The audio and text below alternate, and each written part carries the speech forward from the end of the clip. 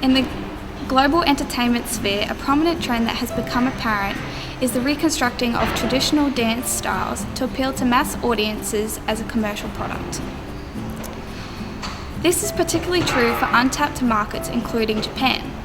Japan's introduction to the Western world in the early 1900s saw the beginning of modernization within the country's art and culture.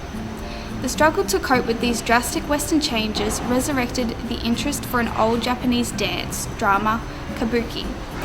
This stylized form of dance was adapted to Western plays such as Shakespeare and is often now seen in popular Japanese anime. With the union of traditional dance and modern themes, Western music and dance became well liked by the Japanese people. Correspondingly, the Western world considered Japanese culture interesting and alluring. As such, the respective other was adapted and began to influence Western culture.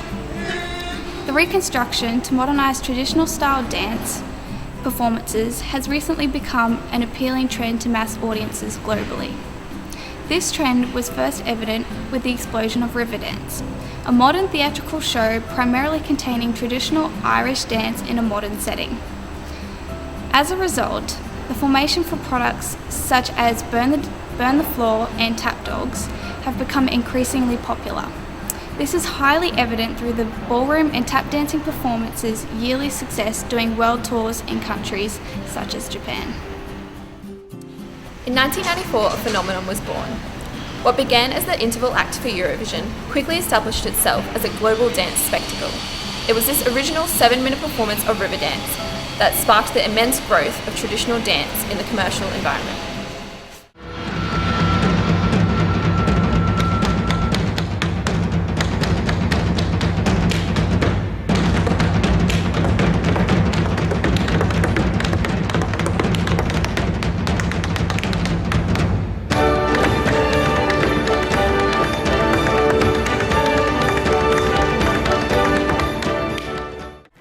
Troupe of musicians, singers and step dancers, Irish-American dancers Gene Butler and Michael Flatley performed to 300 million television viewers worldwide.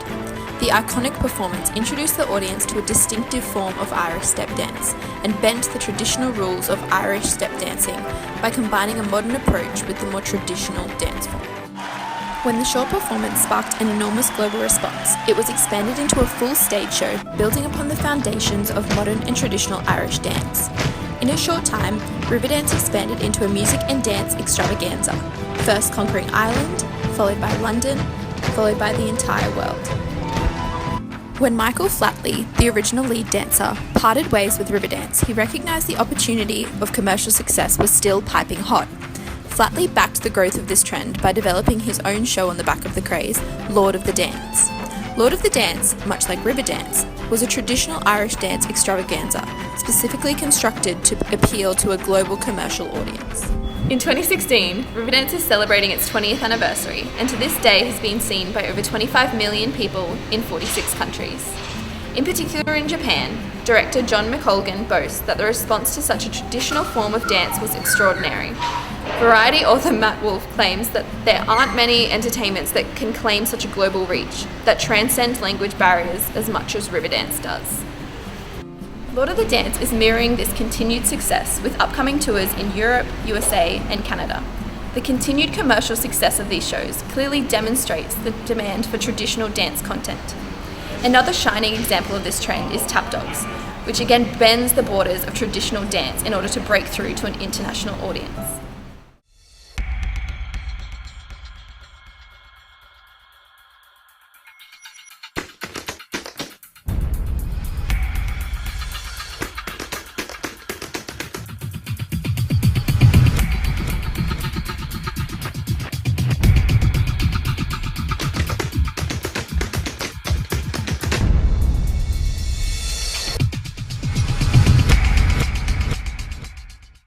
Described as the hottest show on legs, Tap Dogs is an Australian theatre show that has contributed to reinvigorating the dance genre of tap for a modern day audience. The classical style of tap, which was last popularly known for the likes of Gene Kelly, Fred Astaire and Ginger Rogers, is crafted by Tap Dogs into an experience for the new millennium. The show seamlessly mixes traditional skill and expertise with theatrics that resituate tap performance within the sphere of relevancy for those in the 21st century. Instead of the traditionally famous formal attire that tap is often known for, the show boasts a more urban appearance, with steelworkers who dance on a construction site through water and on metal. Likewise, the sound of the show is different to the traditional sound, which has historically been derived from jazz.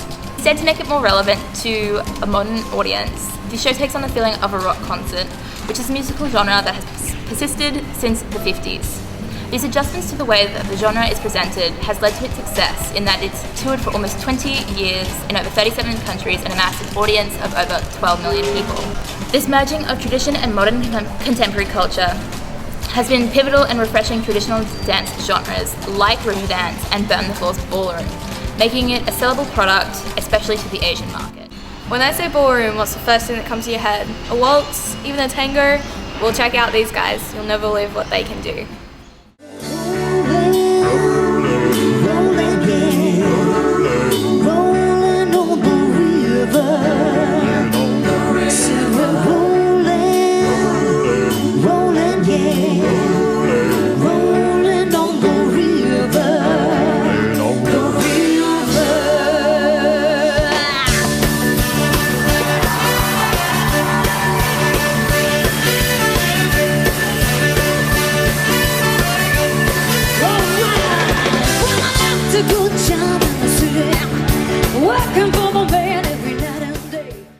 Following on from Tap Dogs, Burn the Floor also took an art form that everyone knew quite well and really gave it a completely fresh new edge.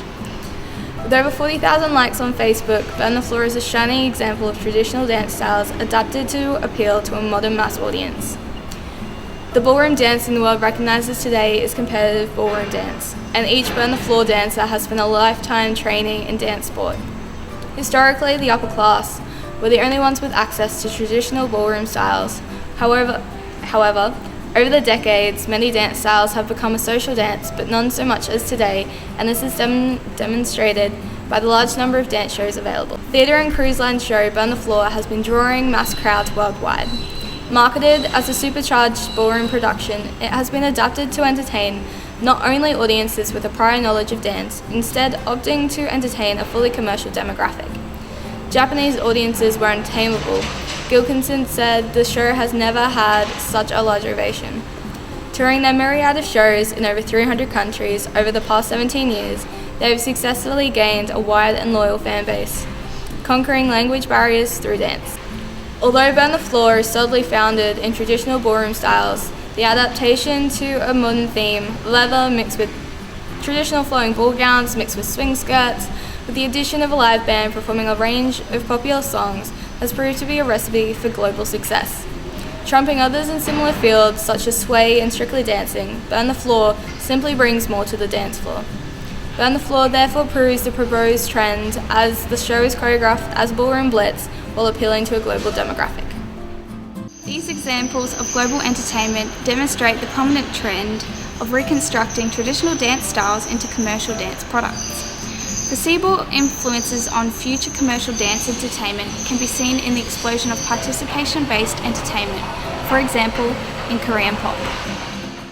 With the evolution of K-pop, audiences are now being entertained with heavily choreographed film clips and performances. While K-pop actually originates from Korea, Japan is one of the biggest consumers of music from the K-pop industry. In 2008, Japan accounted for almost 68% of all K-pop export revenues. K-pop promotes audiences to participate in the entertainment themselves through copying choreography and uploading videos of their own. This has been mirrored in Western culture with the explosion of dance crazes such as Whip and Nae, Harlem Shake, and most notably Gangnam Style. These viral videos have become a strong marketing tool throughout the entertainment industry. The most recent example of this is Justin Bieber's film clip, Sorry. So what's next? So what's next? What's next? What's next? What's next? So what's next?